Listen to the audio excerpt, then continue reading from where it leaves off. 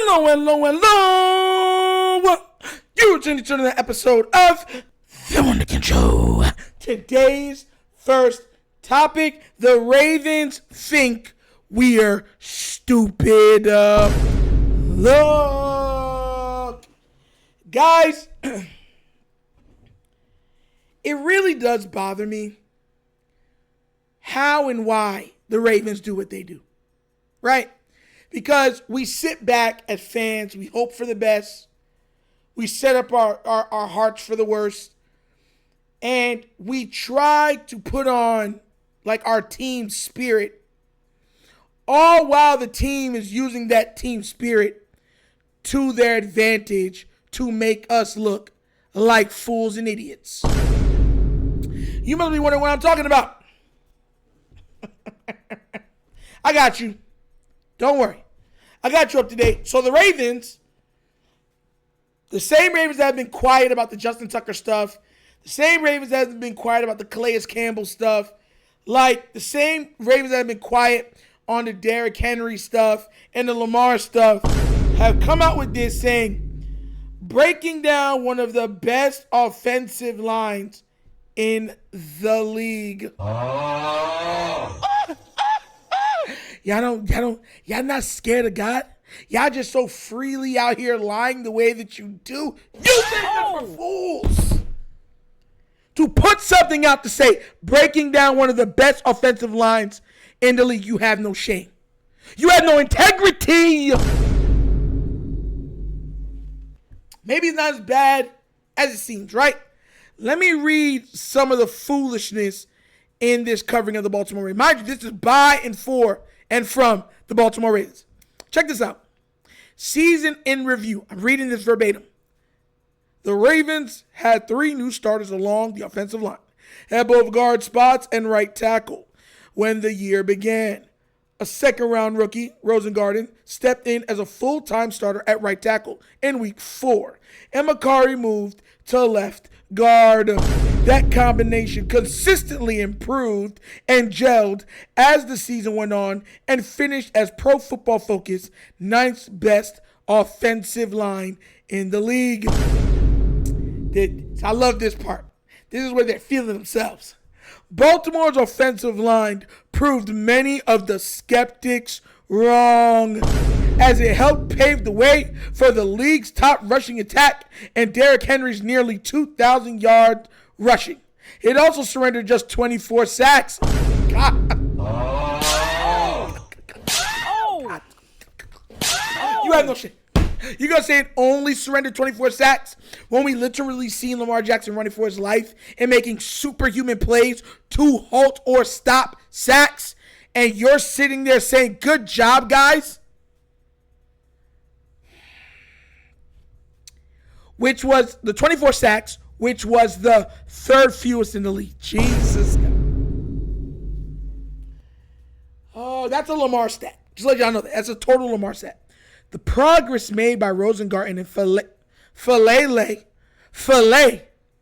who has made the transition from tackle to hulking guard, was especially rewarding and a good sign for the future development of the unit, which may undergo more changes this offseason, which they're talking about Ronnie Stanley. That's what they're talking about. What to watch for this offseason? What happens with Stanley is the biggest question mark, as he's played at a Pro Bowl level last year and is at a premier position. He's projected to be the top left tackle on the market and could garner a sizable contract. If he and the Ravens don't come to an agreement, Baltimore doesn't put the franchise tag on, there's a hole to fill. Pause. Rosengarten didn't play left tackle some in college and could make the shift, but that would open up a spot at right tackle. McCarry also has been a very valuable player, both last season a full-time starter and previously as a 6th offensive lineman with the versatility to start at every spot. If he isn't retained, the Ravens could turn to Andrew Voorhees at left guard, but may also want to add more competition and versatility, especially with Jones and Cleveland also being pending free agents. This is a quote from Eric DaCosta. We are aware that we have some guys whose contracts up, and we'll look at that and certainly have some discussions with players, general managers. Eric DeCosta said at season's end, we'll look at potentially bringing back our guys. We'll look at the draft. We'll look at free agency. We'll overturn every rock to find as many good offensive linemen as we can. Let me tell you something right now. I talked about this in the live, right? The Baltimore Ravens, Ronnie Stanley, for as much as I don't think he's not even a top 10 left tackle in the league, he is the best available left tackle right now. There's nobody else to fill that hole. Pause. And because of that timing, that solidifies his market value. Now, the Ravens could say, you know what, we're not paying that. Good luck to you somewhere else. But then that puts nothing but more pressure on Lamar Jackson and Derrick Henry with a line that could not even run to the right and now might not be able to run to the left, who might just say we just have to run HP dives up the middle and hopefully they hold up. This is nasty work. Nasty work. Why? Because once again, this line they've had from 2019, 2020, 21, 22, 23, 24 to fix this line. I repeat, the year 2020, year 21, 22, 23, 24. All that time to properly fix the O-line. Remember, Lamar didn't sign his new contract till last year. They decided against it. They said they're going to go cheap. They said they're not going to go blue chips. Now we're stuck within a line where parts of it is undersized, other parts are oversized and can't move, and then other parts have priced themselves out of content or competition for the Ravens to keep. So now, where do you turn to?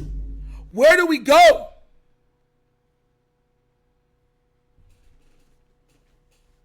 Stuff like this really bothers me. Because once again, it was all all of this could have been taken care of if the Ravens did the right stuff. All of it would have been mitigated if they drafted the right way, took some of those draft picks, packaged them in for solidified guys, or to move up into the draft to get solidified guys.